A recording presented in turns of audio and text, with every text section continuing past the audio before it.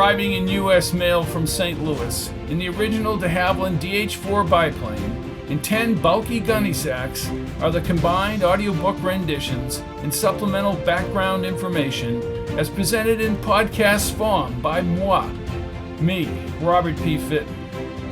Good evening to one and all, wherever in the galaxy you make your home. Patch Kincaid, a man with no past who has just recently learned his name, is at a crossroad. Rosselli and his Confederates are paying Patch, having earned Rosselli's trust in the past, an extraordinary amount of money. Sherry, the young woman he met at the Fox Theater in Spokane, has agreed to drive him to Las Vegas, and then she will head north, back home. Patch is conflicted with the prospect of being rich, yet he has a stifled memory and is in an unknown world. The assignment given to him by Rosselli would be extremely dangerous if he is paid so well. And he has begun to fall in love with Sherry Thomas. We join Patch and Sherry several hours out of Los Angeles, having rumbled through the darkened desert.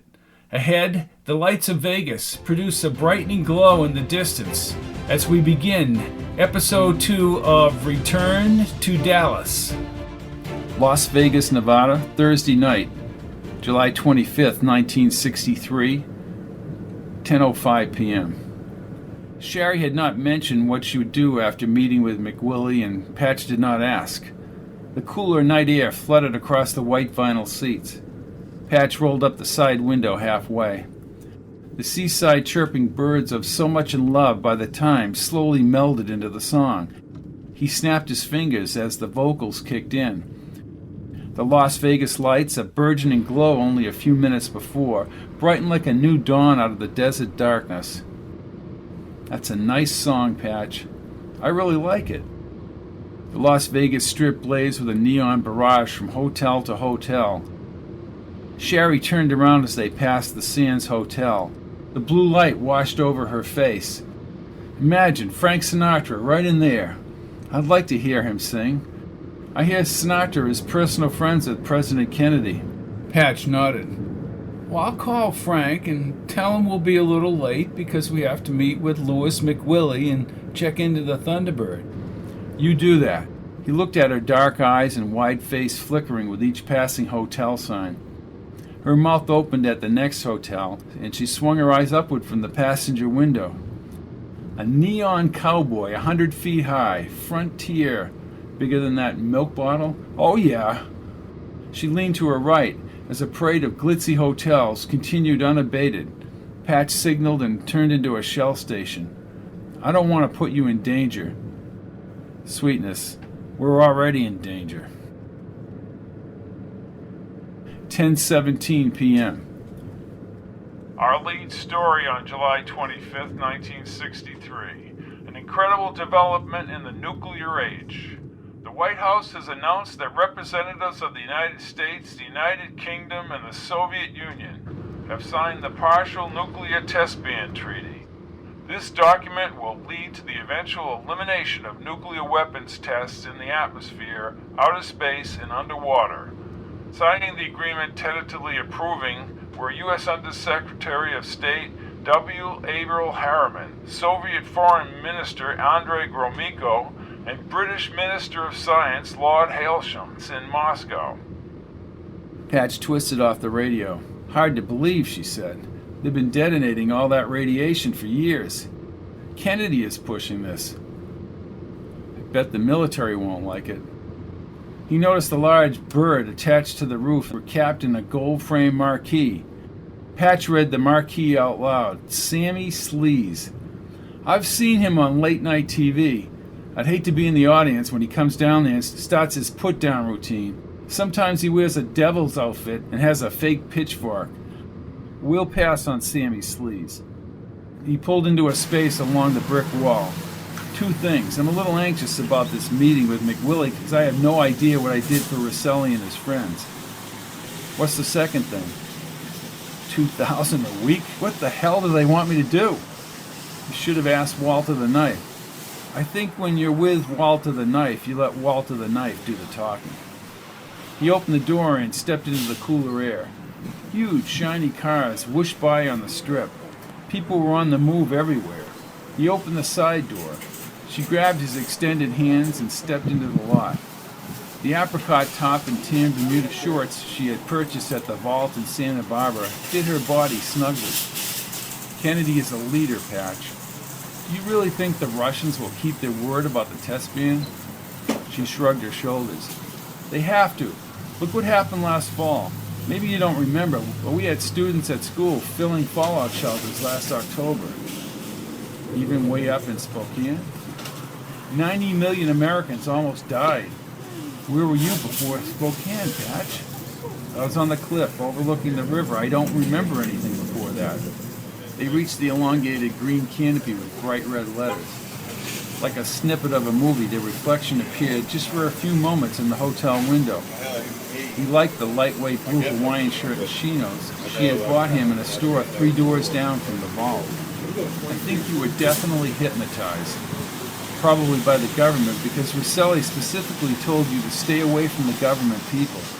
I agree. For some reason, someone doesn't want me to know who I am. Don't look at me. I'm losing the money at the track, she said, imitating Walter the Knife. Patch smiled as the bellhop in the green suit pulled open the glass door. He tipped his cap as they passed.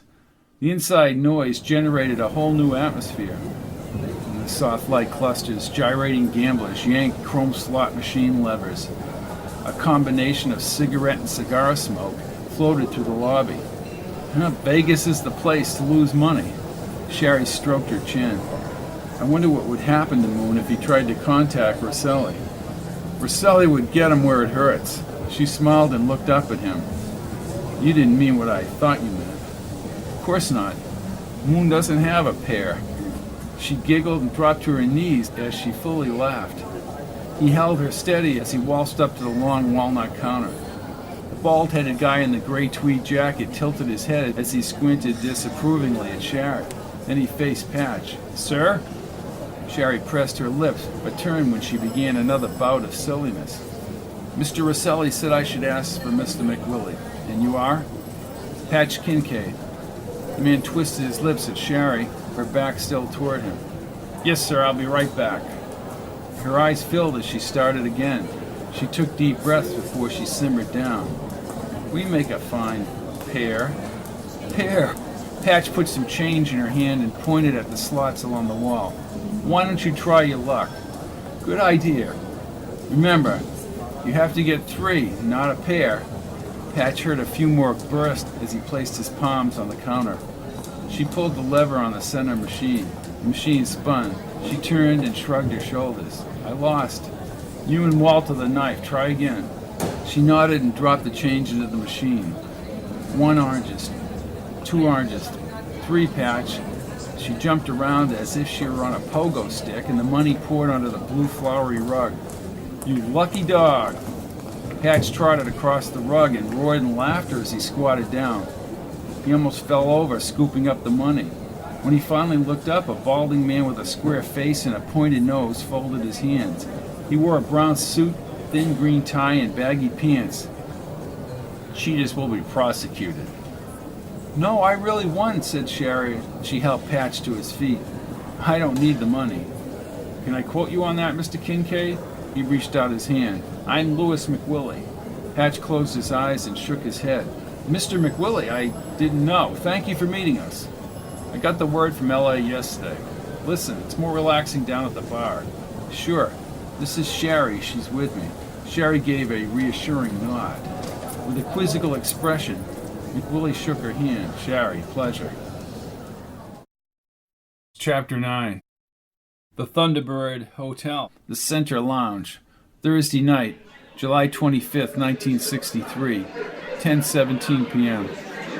The waxwood bar extended far down into the main building. At least a dozen bartenders in white aprons and black bow ties waited on well-dressed customers.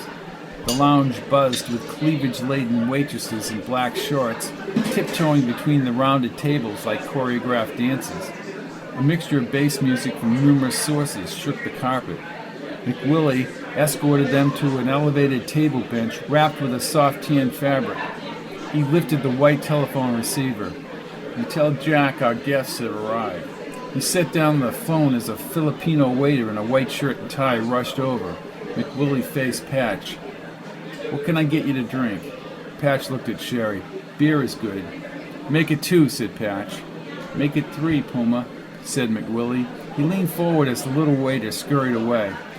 Patch, I had extended conversation with numerous associates. Conversations centered around you. Me? Him? We have no idea where you've been for the last 2 years. I worked in Cuba, Patch, at the Sansui and the Tropicana. I know people in Cuba. He leaned forward and lowered his voice. You haven't been with Castro in the last 2 years, right? Why would I do that? Asked Patch, even though he did not know what McWillie was talking about. Good. I was in Miami in 1961. I know this guy Sanchez won't bother anyone thanks to your friend Mankiewicz. We owe you for arranging that. We owe you more than I can say. His blue eyes sparkled as he spoke. We need surveillance done on a certain individual. Don't let him out of your sight. Who is he? McWillie sat up and the lines tightened on his forehead. We all like you, Patch, but don't ask stupid questions. It doesn't matter who he is. What matters is what he's doing. The short man in a blue double-breasted suit held his hat. He had pinpoint eyes and a wise guy look. How's it going, boys? And he saw Patch seated at the table. Patchy! They told me you were alive. You son of a bitch. You... Jack, watch your language. McWillie motioned to the waiter. Puma, get Jack a Coke. The waiter nodded and immediately headed for the nearest bartender. Ma'am, Jack said, slightly bowing and tipping his hat. Patch had no recollection of meeting this man.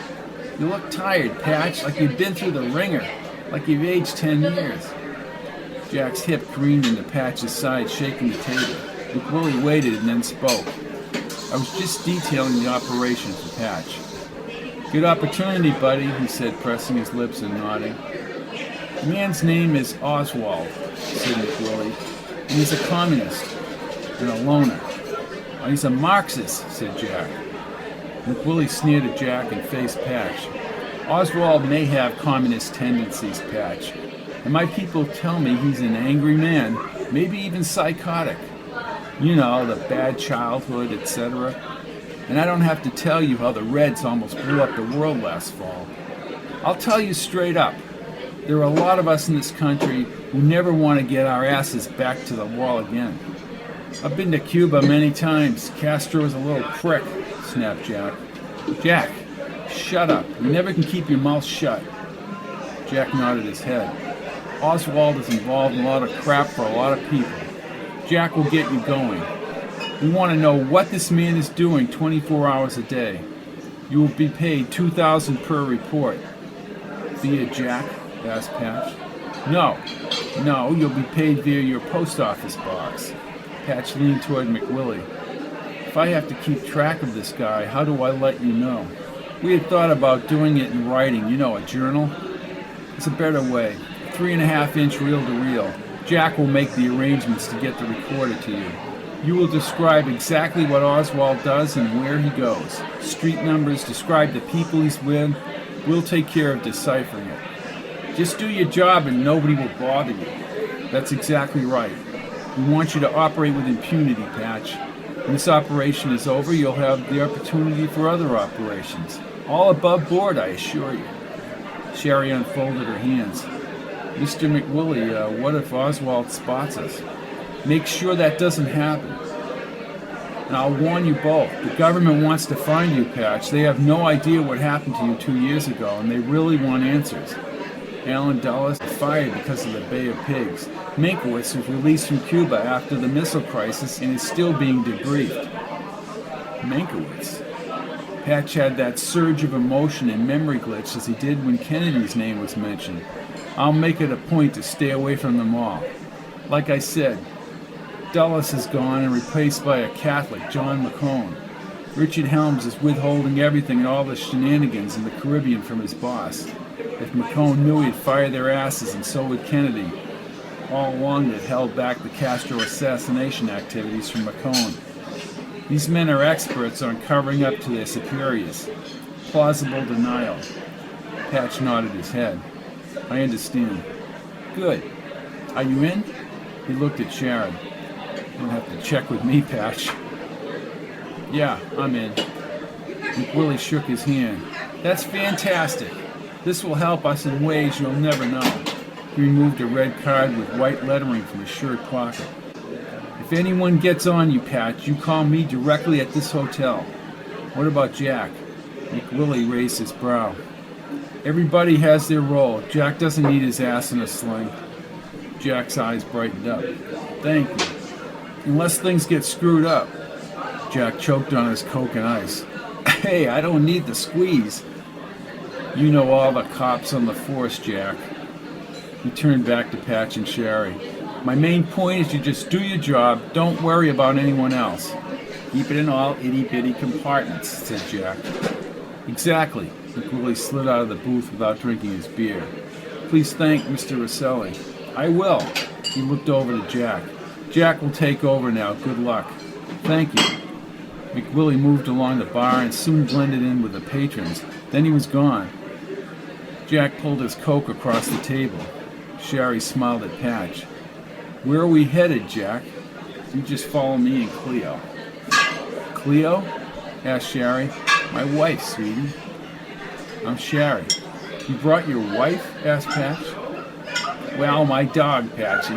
He reached in his pocket and removed a small gold case containing white pills. He quickly deposited the pill in his mouth and swigged the Coke. I'm just a little tired from the drive in Vegas. All in a day's work. I want to swing some laps and take in some boxing matches downtown before I go back. I wanted to be at the convention center on Monday, but I couldn't make it on time. What happened on Monday? What? Where have you been? Liston beat the living piss out of Patterson in the first round. We heard it on the radio. A wicked uppercut. Patterson couldn't even tie him up just as well. Drive all the way up here for a one-rounder? The bear is one tough boy. The bear? Asked Patch. Liston! They used to use him to make collections up in St. Louis. Nobody survived Sonny's uppercut, and his eyes welled up. Problem is, he's on the stuff. Patch looked at Sherry. Oh, you two are welcome to come with me tonight. No, I think we'll pass, Jack. Get some rest before the drive wherever we're going. Suit yourselves. He finished the Coke and then leaned back. He removed a prodigious roll of cash from his pocket. Patch noticed a small handgun. You know what the most important thing is in this operation, Patchy? What's that? You keep your mouth shut. Don't ask any questions, and you don't take any shit from anyone. You take the play away. What about pictures of Oswald? Hey, did anyone ask for pictures? Asked Jack as he slid from the booth. Look at you two. You go together like lemon and lime. Which one's lemon and which one's lime? Asked Sherry. You figure that out. McWillie has rooms. Just go to the desk. I'm heading down to the convention center. I'm driving east at 9 a.m. sharp. Capiche? Capiche, they answered together. Good. Au revoir. Sherry hit Patch's shoulder. Just a wild guess, Patchy, but you're a member of organized crime. Looks that way, Lemon. She had a full natural grin as if she had forgotten all her troubles with Ricky Blaze. I thought I was Lime. Jack looks as if they hired him from a standing acting crew in Hollywood. Capiche? Patch laughed as he held the beer. Why are you going forward with this, Patch? Patch stroked his chin. You're paying me money like it's being printed in Rosselli's basement. And that's another thing. Rosselli is slick. He just sucked me into this. Now I'm afraid to back out. One side of me actually wants to do a good job for him. On the surface, it seems pretty simple. You follow this Oswald, record your observation and send the tape, and pick up at the P.O. box. And put up with Jack, said Patch, laughing. He likes to go around thinking he's big man. Look how he rolled out that cash. Come on. Capiche? Capiche. Patch, I think I should go back home. I'd just get in the way. Patch shook his head, but he could see she had made up her mind. He pressed his lips and removed his wallet from his back pocket. I want to settle up with you then, Sherry. And thank you for what you did for getting me here. She had that same dazed look in her eyes as she did when she recounted her saga with Ricky Blaze. I just thought you were lost. You don't even know who you are. Well, at least I have a name. He handed her $1,000 and she casually looked through the stack of bills. Patch, this is way too much. There's wear on your car, too. Will you drive straight through to Spokane? She raised her brows and her eyes moistened. It's over 16 hours, I don't know. If I leave now, I can be in Spokane tomorrow night. I can look you up when this is over. She hugged him tightly. I hope you find out who you are. Patch's hand pressed against her thick hair. Her perfume formed a singular identity. Then he held her shoulders. I hope everything works out for you, too. Thanks for listening to me. So, I guess this is it. He held her hands and focused on her eyes. Call me if you need anything, please. I worry about you, Patch. She closed her teary eyes, spun around, and headed back across the bar. Patch just stood by the booth for the longest time. He had no right to hold her back, but he just did not think she would head back to Spokane alone. Can I get you something else? Asked Puma. No, thank you. I'm going back to my room. Get some sleep. Chapter 10. The Thunderbird Hotel. July 26, 1963. 2:15 a.m. Between consciousness and sleep, Patch's imagination overlapped with a dream or deep thoughts. He walked across a landing field surrounded by barren tundra, maybe Greenland or Alaska. A contingent of military men led him into a spider-like dome that appeared like a portable hospital unit inside. Like a strobe light flashing, he was suddenly hooked up to several tubes. He had been flown by jet to this place. A woman in scrubs told him her people were trying to keep him from the Chinese by selectively removing his memories. Dr. Moon is a very vindictive individual, she said. A dark-haired colonel spoke next. They need your retrograde knowledge because they believe that Minkowitz is dying in Florida. Being treated is painless, said the woman. The distant telephone's ringing became louder. Patch sat up in the hotel bed. What the hell? He reached for the phone near the clock radio and lifted the receiver to his ear. Hello, Sherry? The line clicked and went dead. Still groggy, he thought about the dream.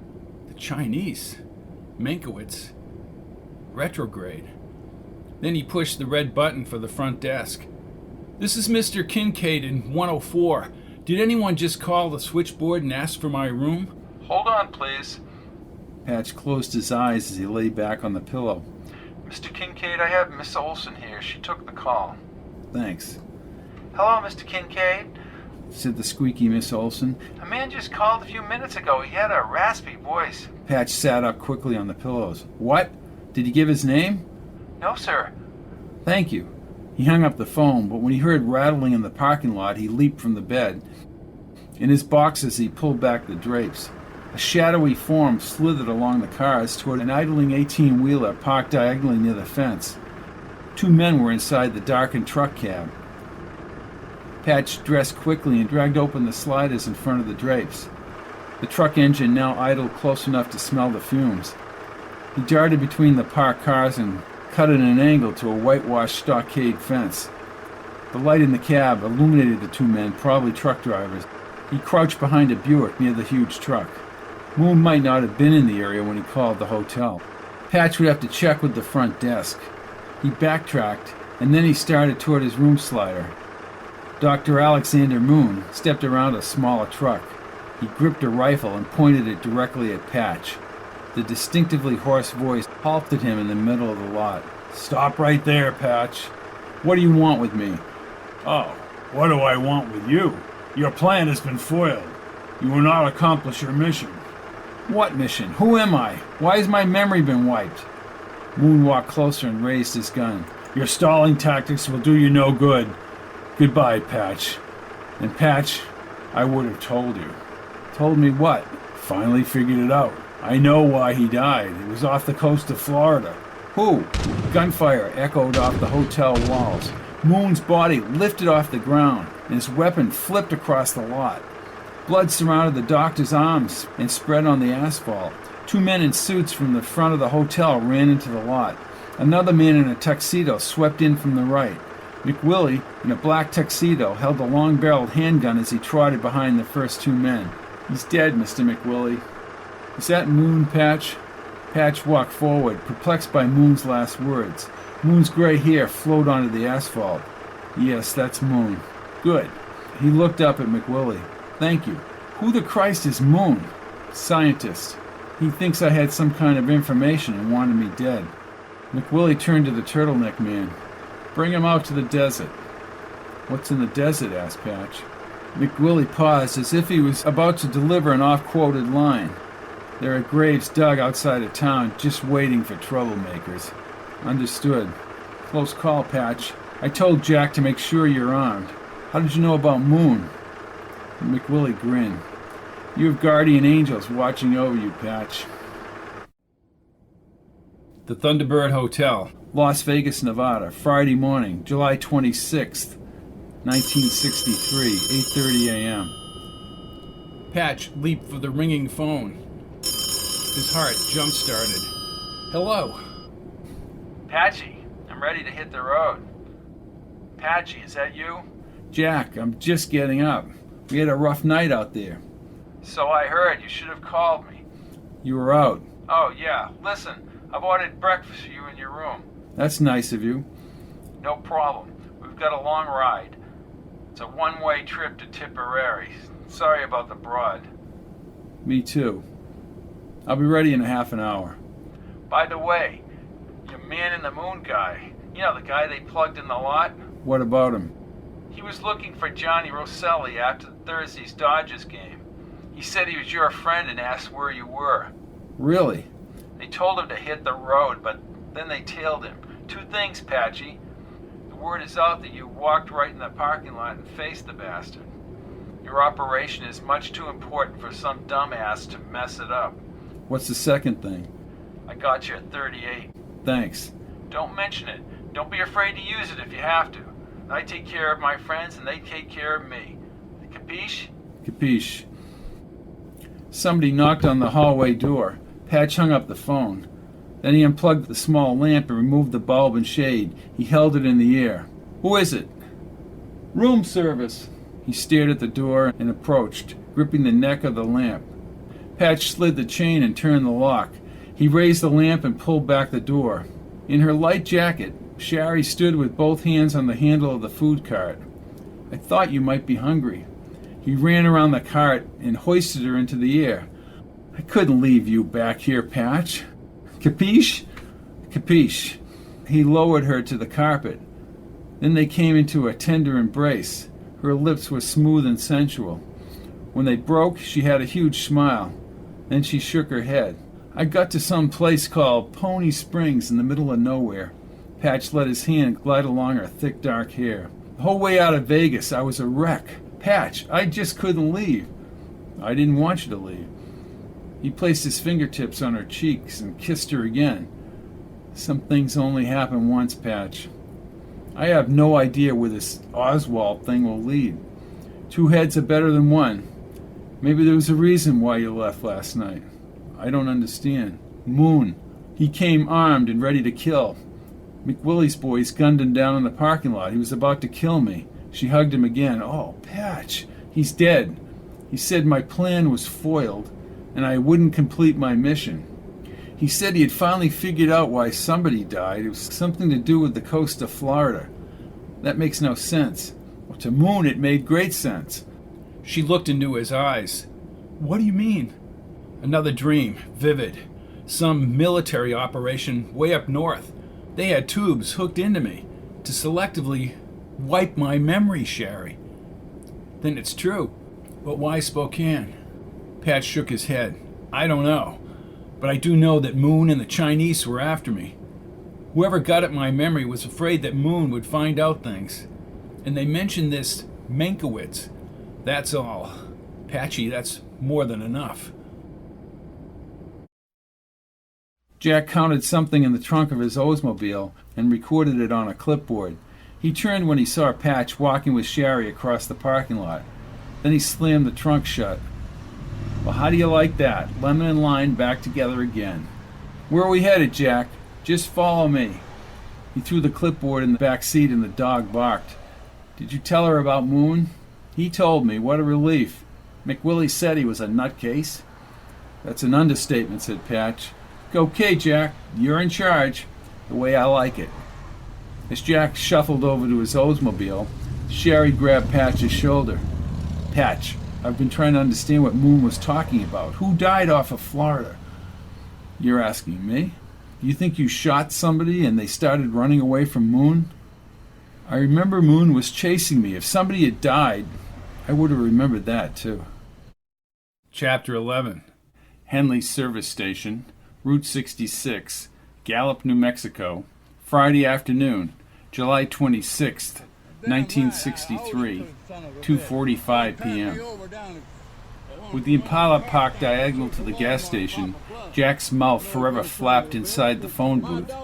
Several times he pounded on the plexiglass with his closed fist. Every time we get near Jack's trunk, he gets nervous, she said. Patch looked out at the black and white Texas license plates. Then he lifted his shiny .38. I didn't mean you had to shoot him. If he doesn't shut up, I may just pop him. Then his smile drifted away. He stared at the gun and realized once again Rosselli's assignment was dangerous. She pushed him toward the door. Let's get a Coke in the machine. Patch extended both arms into the air as he stepped onto the gritty sand. Jack's voice carried in the warm New Mexico air. Patch wandered over toward his car. The Oldsmobile 88 had a large chrome bumper and pointed rocket red taillights. Patch squatted down and ran his fingers along the chrome 88 emblem below the trunk on the left. He slid his finger in the crack and the trunk moved up slightly. Inside the expanse were dozens of rifles, a few automatic weapons, and wood ammunition boxes. Patch immediately pushed the truck back to its original position and spun around. Did he see you, Patch? I don't think so. He's pretty upset on the phone. What is he doing with all those guns? Guns for money, said Patch in a low voice. They walked up to the red and white Coke machine in the shade of the stucco station. Patch pulled out enough change to cover 3 bottles of Coke.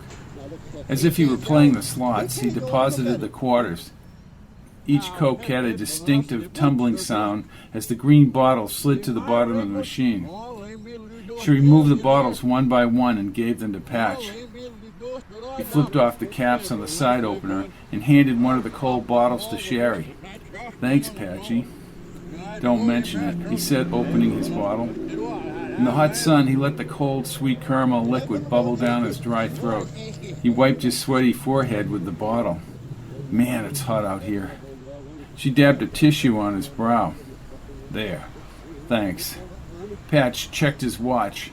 Jack had been in the telephone booth for 15 minutes. He held the last bottle and started toward the booth. What's so important to be on the phone all this time? Judging by what's in the trunk, I'd say he has a lot to talk about. Did you see the way he looked at McWillie back in Las Vegas? Like he idolizes him. Patch took another swig and panned the long highway stretch beyond the booth. He probably does. McWillie is a big deal Vegas guy. What about Jack? She asked, grinning. What about him? Laughed Patch. Hey, you found out who I am. Then Jack slammed down the phone and kicked open both doors. His white shirt was unbuttoned and the sleeves were rolled up. He tucked the shirt in his dark trousers. His handgun was strapped in a leather side holster. Stupid morons. They should be lucky they're even working. You all right, Jack? Asked Patch as he handed him the moisture-dripped glass bottle. Thanks, Patchy. He took a big sip and coughed. The cough blended into words. Yeah, just a little labor trouble. That was my second call. Listen, your man, Oswald, is now in New Orleans. Why? His face contorted as if it were still in the booth and he was still angry, and then he jammed his finger into Patch's shoulder. Stop asking your questions. It'll only get you into trouble.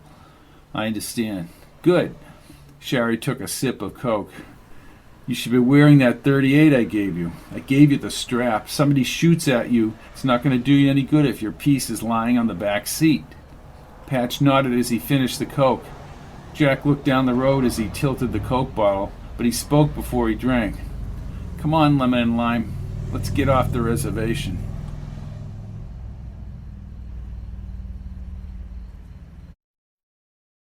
Chapter 12.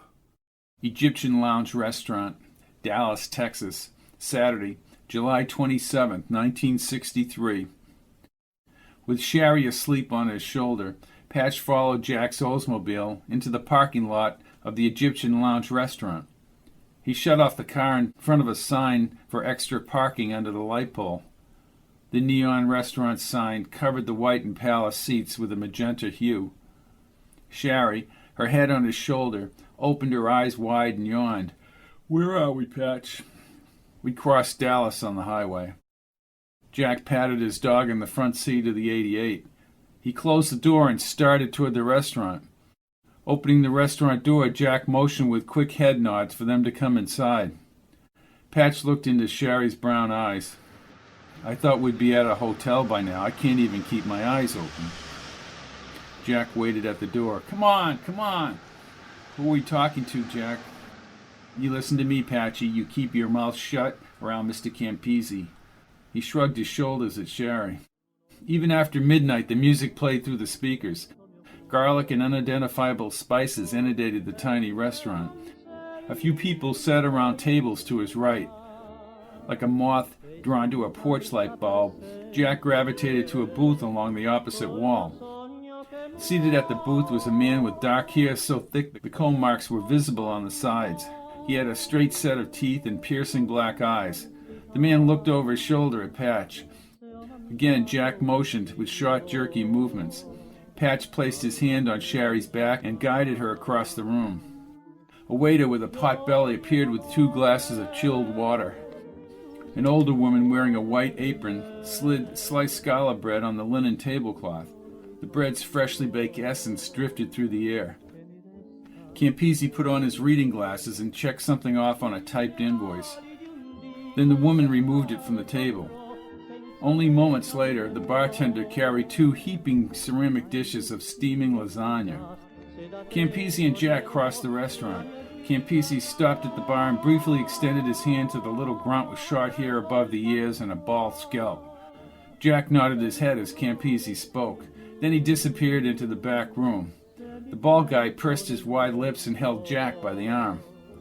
"I want to know the whole story, Jack." Jack flung his elbow and let the man go. "Just shut up. We don't need to know anything right now." Jerry tapped Jack's arm. "Am I being transferred over to personnel?"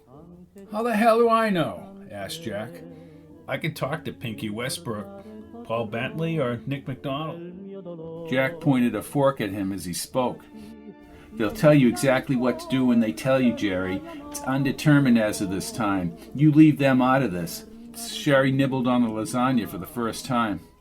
"What's the big picture, Jack?" Jack tossed the fork onto the counter. "Listen, I'm sick and tired, and I'm heading back to my apartment. See me at the club later in the week." Jerry stared at Jack and released his grip. Then he exited out the front door. Patch raised his brows. He cut the lasagna as Sherry lifted the pasta on a fork. A short time later, Jack sidetracked over to Patch and Sherry. "Patchy, the Beachcomber Motel is right down the street. You have rooms." "This is good food," said Patch. "Right. Listen, Patchy, they'll have the recorder and the rest of the crap here in a second. There'll be some expense money there, too. You just do what they tell you to do. And let me be the first to tell you, if they think you're screwing this up, they'll have somebody else do the job, and that won't bode well for either of you. You're on board now. If you try and back out of this, they'll blow your heads off." Patch looked up with a serious face. 2 younger guys carried a 2-by-3-foot cardboard box from the back room. Patch thanked him as they set the box on the table. Jack slapped the top of the box. "Merry Christmas." He ripped open the side flap. In the center, wrapped in plastic, was an Edison portable reel-to-reel recorder. The Bakelite handheld microphone and cord was stored in the upper half of the case. Just keep the batteries fresh, it's portable. Patch lifted a dozen fresh 3.5-inch tapes from a red plastic bag below. Nifty. In the newspaper packing was a long perforated pole with a set of glossy black headphones. You listen with this and you record by hooking it into the recorder. Jack removed a camera from the box, an Edison matte reflex 35mm camera. Box to the right was labeled film. Jack took out another lens for long distance. The last item in the box was a plain manila envelope. Jack handed it to Patch. I was told to keep my nose out of the envelope. The dutiful Jack spun around toward the kitchen. Patch ripped open the side and pulled out a single sheet of yellow bond paper with a typewritten address. Under the paper, a 3x5 photograph revealed a clean-cut man with a lip smile and an open-collared white shirt. No more than 20 years old, he had a crop of fluffy dark hair and pensive eyes. Meet Max at the West 6th Street Bridge, Pease Park, 1 Kingsbury Street, Austin, Texas, 4 p.m., July 27, 1963. Enclosed is a photo of Lee Oswald from 2 years ago. Lee Oswald, the communist, said Patch in a low voice. Looks like an average guy to me. Patch felt a stack of bills inside the envelope. He slid out another wad of hundreds. Oh boy, how much? He counted quickly and spoke under his breath.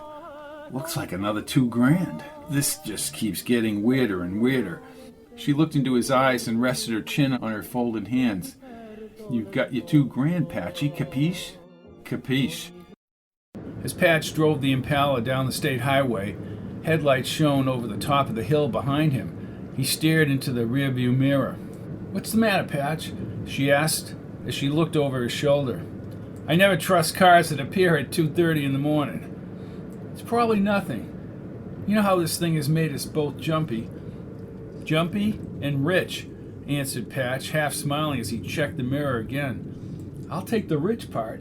Car is gaining on us. Can you see the make and model, Sherry? White, but I don't know what it is. With the kind of people we're dealing with, we can't be too careful. Patch squinted and lifted the pamphlet for the Beachcomber Motel. The interstate exit was just south of the motel.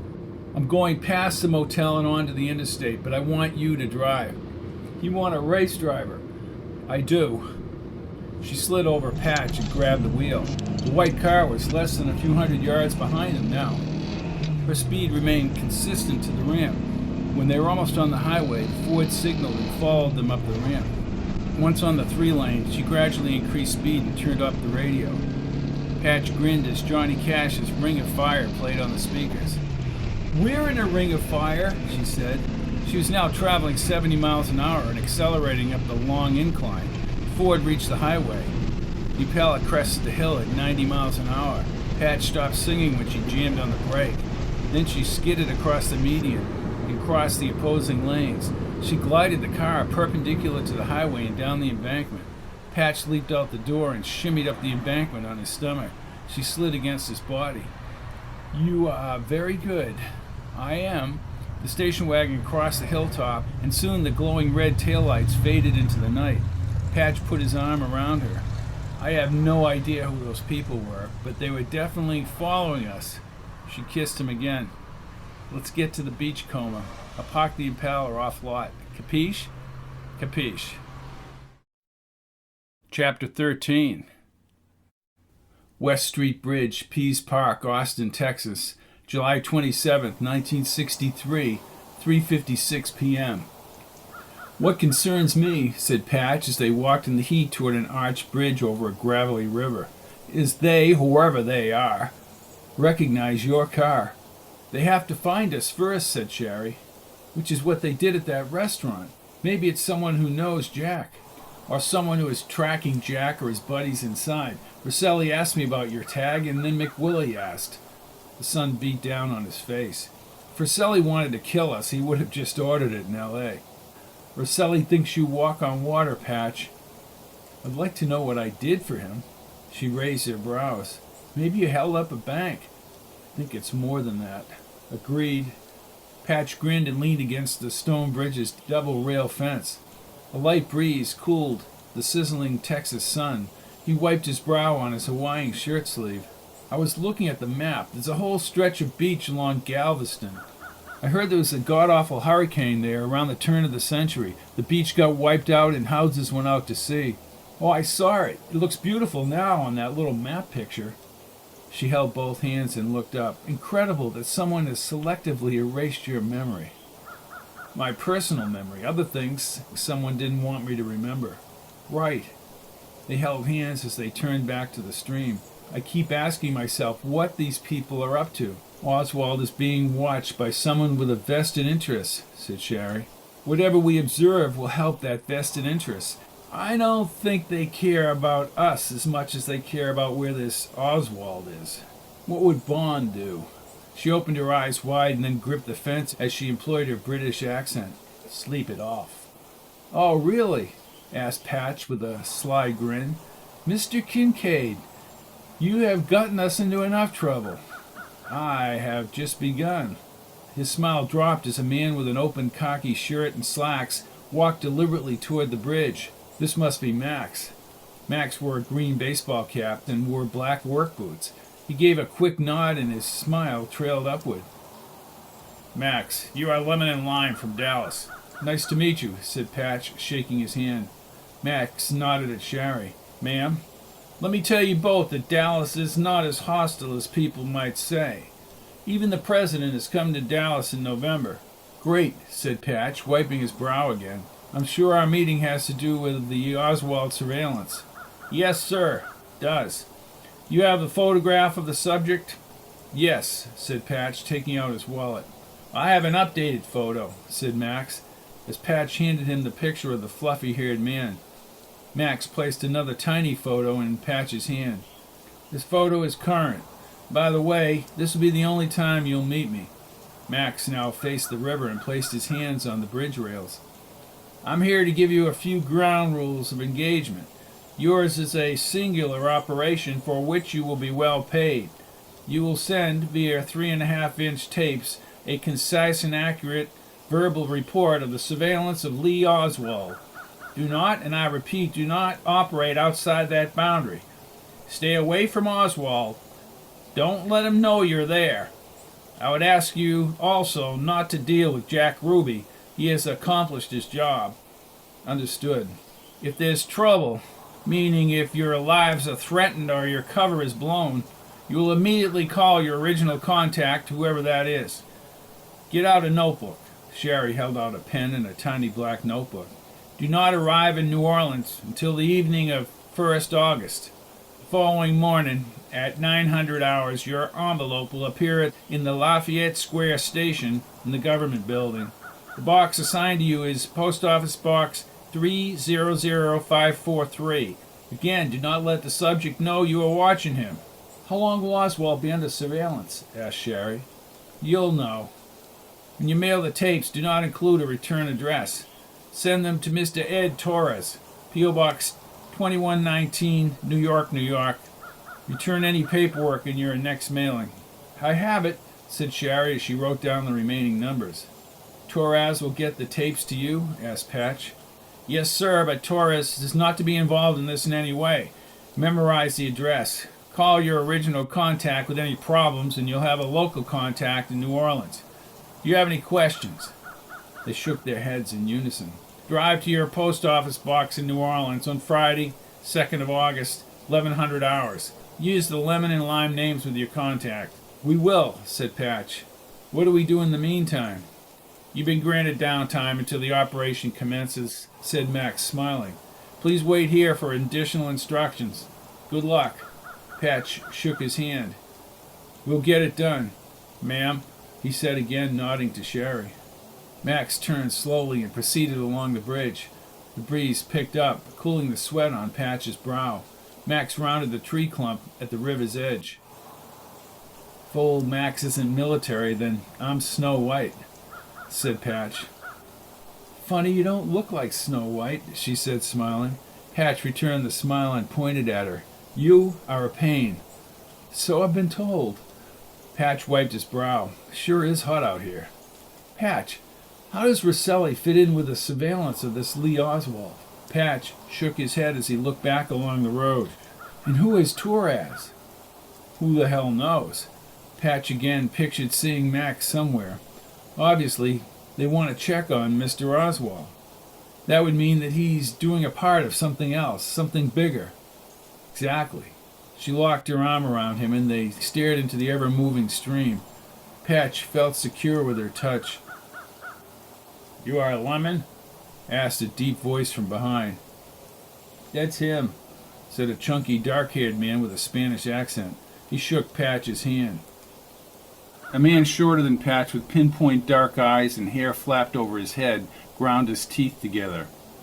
The man says he wasn't in Cuba. Mr. Barker? He said, still unsure if this man was Barker. Kincaid. I've made some calls. Mr. Trafficante is convinced you have not been in Cuba for the past year and a half. And frankly, that is irrelevant to him and me.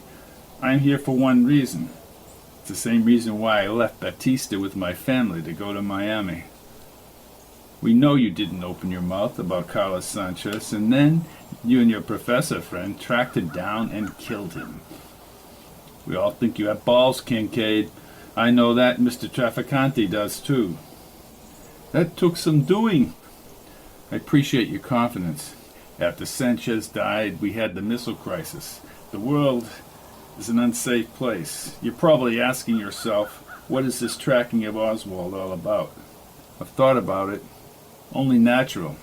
During the war, I was a bombardier on board a B-17 Flying Fortress. I ended up in Stalag Luft 1 when we crashed.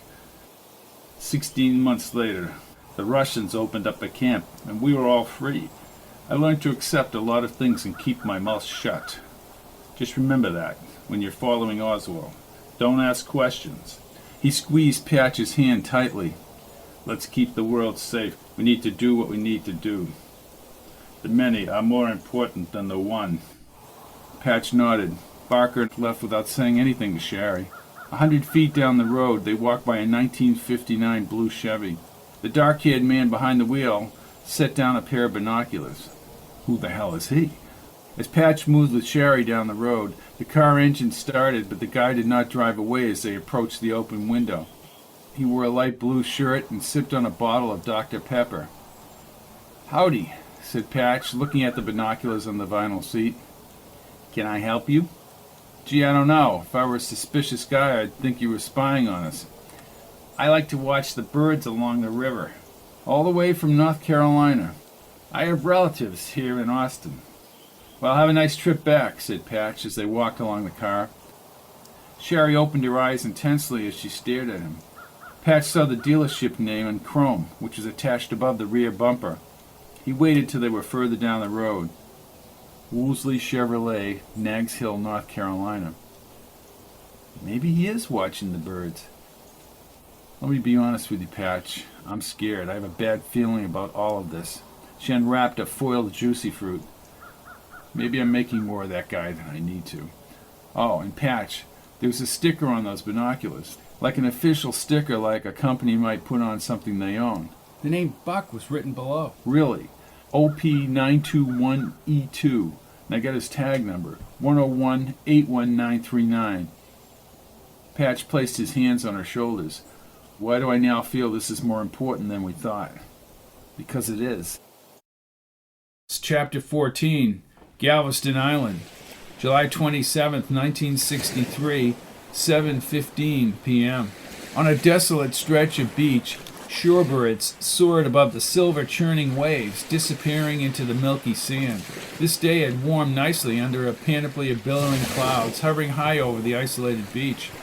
Patch aimed a long amplifier tube 50 yards down the beach at Sherry next to the blanket. Say something! He adjusted the headphones, but when he lifted the left pad, he barely heard her voice. The top piece was detached from the rest of the amplifier. Patch snapped the piece back in place. After a slight buzz, the sound of the breakers, as well as the wind, filled the headphones. Say something! Patch, you make me crazy. You know what I mean. He slowly smiled and trotted up the beach sand. She stood with her hand on her hips, sipping a Coke in her denim cutoffs. Her legs were taut, and her auburn hair ruffled in the breeze.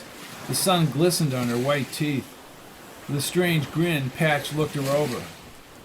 "Amplifier still not working?" she asked. Patch set the amplifier and headphones in the case. Her smooth face was heightened by soothing sunshine. He placed his fingers on her cheeks. "I heard every word you said." And he took her hand and guided her to the blanket. The waves nudged slowly toward the shore, while the sunlight split the towering clouds. He kissed her softly, and then crazily. Soon they were naked on the blanket, making love over and over as the sun slowly trekked toward the steely horizon. Late in the afternoon, they sat with the blanket wrapped around their naked bodies. She nestled her head on his shoulder. "See, Patch, there are certain things you can't forget." "I guess not." He kissed her again. "Look at the clouds, Patch. If you really look to the top, the swirling gases." "They're changing," said Patch. "Never the same." We had an English teacher who was forever reciting that part of Tennyson's poem, In Memoriam. Do you know it? "I don't." "Listen carefully, Patch," she said, gazing into his eyes as she cupped his face in her hands. "There rolls the deep, where grew the tree. O earth, what changes hast thou seen? There, where the long street roars, hath been the stillness of the central sea. The hills are shadows, and they flow from form to form, and nothing stands. They melt like mist, the solid lands. Like clouds, they shape themselves and go." "Sounds like life," said Patch. "That's it. Everything changes like the clouds." Galveston Island, Texas, August 1st, 1963, 4:40 p.m. On their last day on Galveston Island, Sherry lay on the blanket reading a James Bond book as Patch sipped on his coffee. "Didn't you already read Dr. No?" "No." "No? I thought," she smiled. "Yes. No." She set down the paperback, and Patch hovered over her as if he were going to do a push-up. He peered into her rich brown eyes as she smiled. "I wonder what would happen if we didn't show up tomorrow morning in New Orleans." Patch rolled over in the sand and made a palms-up gesture with his hands. "Whoa, whoa, Mr. Vasselli would then make a phone call. Need I say any more?" Sherry sat up. "I figure this will last a few weeks at most, Patchy. I want you to come back and see Spokane with me when we're done. More than the milk bottle. What about Ricky Blaze?" She hesitated. "He's gone, and he ain't coming back." "What are you going to do? Straighten out my life? Have somebody pull a few strings to maybe substitute teach?" "Nope." "What do you mean, nope?" she asked with her hands on her hips. "You can't sit still. You read those Bond books. You want adventure and excitement." She looped her arms around his neck. "Well, I guess I came to the right place. Here we are," said Patch, "on the edge of the mob, government agents, and the military." He looked out over the breakers. "How difficult can it be to watch some guy and take pictures?" "Oh, the word is dangerous, not difficult." "Or they wouldn't be forking over the cash," said Patch. "Exactly." She held Patch's shoulders. "Ever been to New Orleans?" "Nope. All I know about New Orleans is Mardi Gras and jazz." Patch pretended to be playing the piano. "And don't forget Fats Domino." He spread out with her again on the blanket and looked up at the moving high clouds again. "There go the changing clouds." She held his hand. "So many things out of our control." "I wish I could remember," he said, still looking skyward at the reforming clouds. "You will." "I need to get to a doctor when this is over and unlock my head." "What about Sanchez? What if his buddies know I'm around?" "They won't know about us if we stay in the background. And we should be able to. I had the limo dream again last night. Dark car heading into trouble across the prairie, and then troops, all young men, marching into the jungle." "The jungle? That's weird." "Or weirder." She held him. "Must mean something, Patch. It has to." "Creepy." Patch smiled and had her juicy fruit pack in his hand. "Gum?" "Don't mind if I do," she said, taking out a foiled wrap piece. "How long's the drive to New Orleans? I haven't even checked." "About 6 hours," said Patch.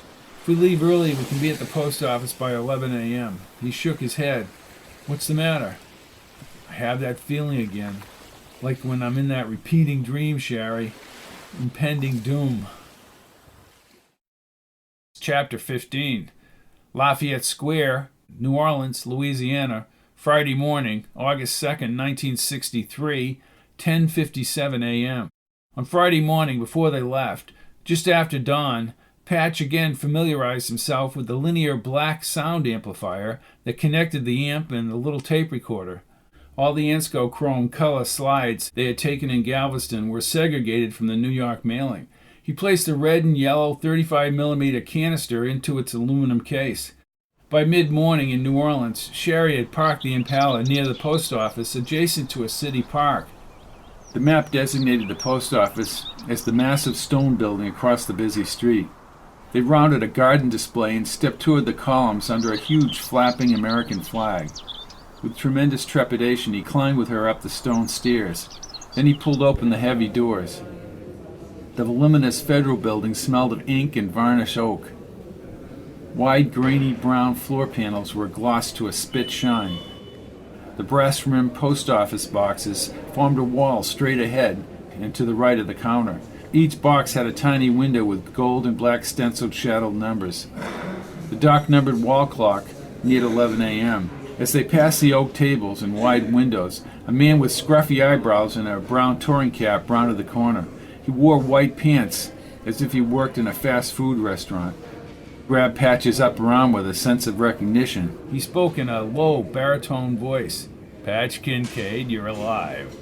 I'm Lemon. Who are you? Right, your cover, very good. He extended his hand to Sherry, and then he turned to Patch. Well, you know me as Harold Easley, for Christ's sake, a.k.a. David Ferry. You know him, Patch? Asked Sherry. Know him? He placed his hand to the side of his mouth and lowered his voice. I flew him into Cuba during the Bay of Pigs ahead of the invasion. But now I'm supposed to refer to him as Mr. Lemon. Sherry raised her brows as Ferry handed Patch a tiny brass key. P.O. Box 300543, said Patch, studying the etched numbers. We all have our required duties. I know nothing except I'm giving you the key, Patch. Thanks, David. Ferry nodded. He took 2 steps toward the outside doors and then abruptly spun around. You know, they all swore to God that you were executed in Cuba after the invasion. God love you, Patch. You fooled them all. With his words, Ferry marched across the door panels. Who the hell is he? Asked Patch. Sherry shrugged her shoulders and made a smiley face as she raised her brows again. Ferry exited outside and the doors closed behind him. Patch saw him look left and then right down the street. Another piece of your big puzzle, Patch. Weren't there government intelligence agencies involved in the Bay of Pigs? Yep. She nodded and followed the numbered brass boxes down the wall. Then she gestured with her open hand. 300543. Patch, still confused about Ferry flying into Cuba, backed up to the box and inserted the brass key. He opened the tiny door and pulled out a single crisp manila envelope with a typewritten white label. Lemon and lime. That's us, said Sherry. He tore open the envelope with his index finger. 10 $100 bills with Benjamin Franklin again staring at him lay flat on a sheet of heavyweight yellow paper. The instructions were simple. Meet Eladio Del Valle, La Petite Fleur, 9 p.m., August 2nd, 1963. What's this all about? And who's this guy Del Valle? Could be anyone. Patch fanned the bills. I don't like the way this is going. She held the money and grinned. Well, it's not that bad. A lot of cash. He shook his head. This is strange. You are a threat to the intelligence people. Rosselli said not to go near the intelligence guys, and now here's this Ferry character saying he personally flew you into Cuba during the Bay of Pigs fighting 2 years ago. Patch locked the box. He mumbled as he placed the key under the plastic picture holder in his wallet. I don't remember a damn thing about it. I can't let them know I don't know anything. I have to go through with this. These people play for keeps. La Petite Fleur, 675 Canal Street, New Orleans, Louisiana, Friday night, August 2nd, 1963, 9 p.m. Patch turned up the radio as he drove under the electric rail car lines. On the international stage, Kim Philby is a double agent according to investigators Radio Moscow. At the beginning of July, Britain confessed Philby was the third man in the Burgess and McLean's Soviet spy ring. Where's James Bond when you need him? Asked Patch. Bond would have found Philby out years ago. In the People's Daily, the People's Republic of China, condemned the Soviet Union as being freaks and monsters for allowing unconditional concessions and capitulation to the imperialists. The Red Chinese were, of course, talking about the partial nuclear test ban treaty with the United States and the United Kingdom. I knew that treaty would cause problems, she said. He checked all the little shops and cafes as he searched for La Petite Fleur. What about Kennedy? I'm sure the power makers don't like the fact that we're in bed with the Russians. Beware, New Orleans. Hurricane Arlene is off the coast of Bermuda with an uncertain trajectory. WNOE will keep you advised. And now back to Ron Bracken and the Tops and Pops here on WNOI. The next song blasted like a car racing from a dead stop. Patch swung the Impala gingerly to the curb around 100 feet from the corner cafe called La Petite Fleur. A red and green neon flower spread over a thin wooden door that constantly opened and closed. Sherry spoke the words whispered at the beginning of the song. Wipe out? Well, I hope we don't get wiped out. They're talking about a surfer, Patch. Sometime we'll dance to it. I saw an amusement park by the beach. He nodded, but his face was serious as he stared across the street. Let's go find Diwali. Patch leaned toward her. Nervous? Yes. They slid outside and he locked all the doors. Music from the bar trickled up the sidewalk. A single window had vertical iron bars. The mixture of jazz grew louder and a conglomeration of smoke escaped onto the sidewalk every time the door opened. She hung on his side as he approached the door. It burst open and a little guy in a t-shirt rumbled onto the sidewalk. Inside, a gyrating dark man fanned a golden saxophone in the haze. Patrons darted around the bar and tables like billiard balls on an uneven table. The air was warm and stuffy. Patch led her up to the chubby little man with the red nose behind the bar. I'm looking for Eladio Diwali. The man mixed some gin with tonic water and sneered at Patch. So what? Is he here? Who the hell knows? I don't know who he is. Can you ask somebody? I'm busy. He continued to mix the drink. I could see this is going to be fun, said Patch as they sidestepped down the bar. He asked the other bartenders about Diwali. She spoke over the saxophone's blare. I think we've been had. I know we're dealing with a tight organization. I can't believe that P.O. box message will get messed up. From a booth next to a faded green restroom door, a man with a high forehead and large brown eyes waved him over with his fingers. The little man stood and shook Patch's hand. He shouted over the saxophone. Eladio Diwali. Lemon. Lime. Please sit down. Thank you so much for meeting with me tonight. Patch slid into the booth with Sherry and faced the open call at Diwali. My instruction is to provide local cover for you. You are a Cuban? He produced a wide and sustained smile. Then he lit a Tiparillo and shook out the match on the old table. Yes, I fled in 1959. I've been back to Cuba with my men last year. Castro and his regime are evil. I feel these things deeply. Now Kennedy has stopped the raids. Have we met before? No. Has your contact met me? No comment. He wrote down a number in blue ink on a white napkin. This is a number. You will call me. Contact me immediately. Just ask for Vito. Thank you. For what it's worth, my friend, I have no idea what your instructions are. I am only here to protect you. He looked toward the door and around the bar. One more thing. What's that? I was told to tell you that Carlos Sanchez's friends must never know you are alive. They will make sure. Where are his friends? They are in Havana. They will want you dead if they know you're alive. That is the word. Why? He laughed. Jesus! It's because of you Carlos was shot dead. He stood like a soldier and grasped Patch's hand. I hope, my friend, you do not have to call Vito.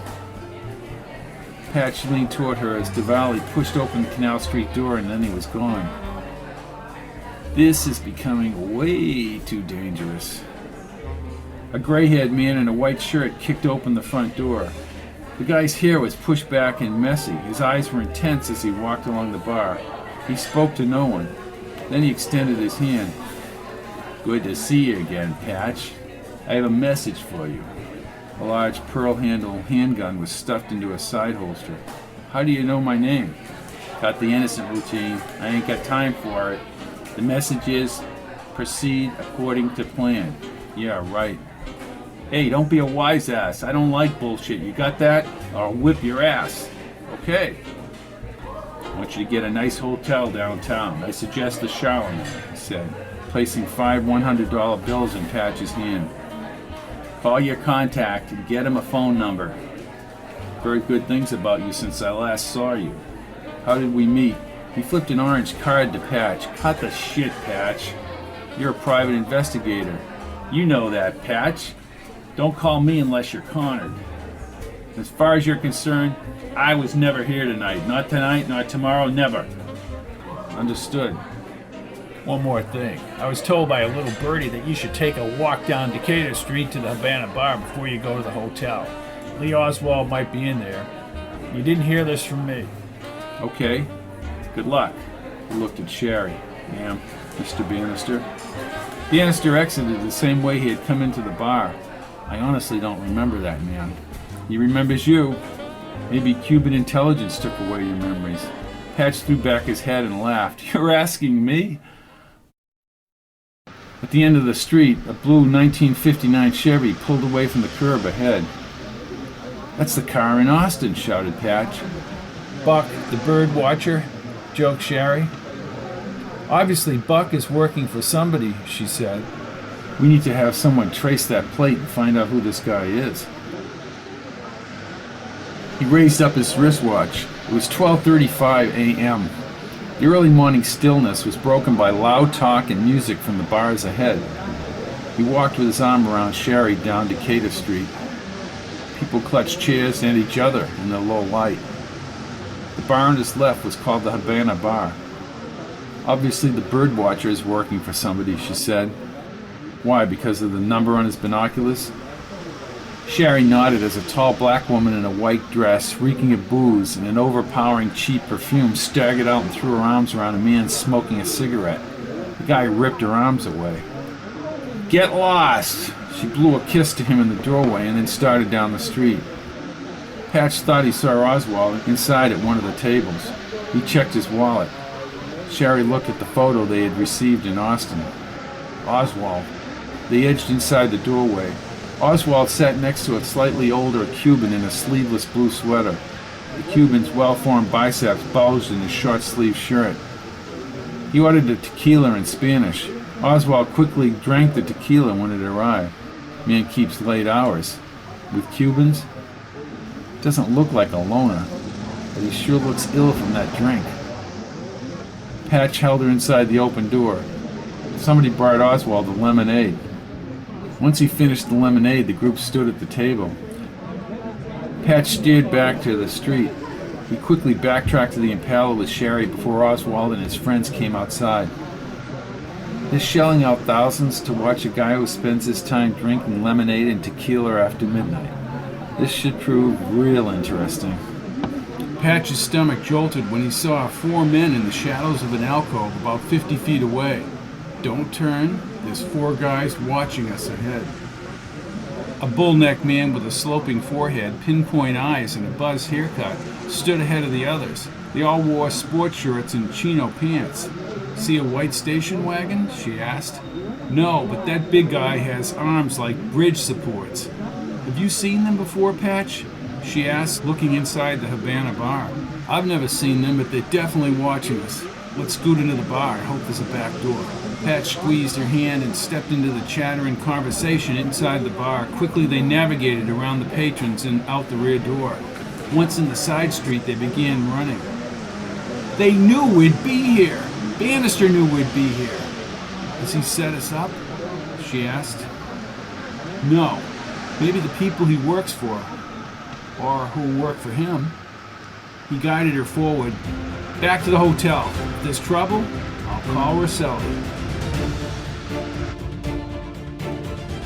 In the words of Patch Kincaid, this is becoming very dangerous. Individuals associated with the Kennedy assassination are crossing his path. I am very reluctant to create never-ending scenes containing these historical figures. One cannot be sure if he's capturing the essence of the character. So I keep within the context and places where they operated and keep it at a minimal. And we have seen Lee Oswald in the Havana bar.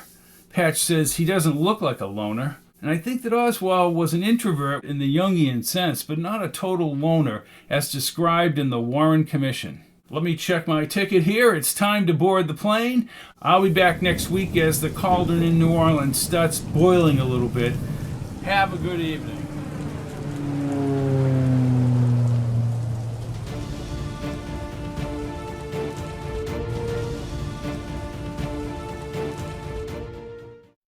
All of my books are available in paperback, Kindle, and audio at www.fittenbooks.com, or you can look at the list of audiobooks